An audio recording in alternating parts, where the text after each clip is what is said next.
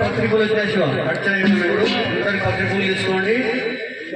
మీ మెడలో ఉన్న రుద్రాక్షమాలలోని ముద్రకు చూయించుకుంటూ పెట్టుకోవాలి పక్కకు. ఒకవేళ అయిపోతే మళ్ళా దేవుని దగ్గర అప్పు తీసుకోవచ్చు. ఏం కాదు, తప్పేం లేదు.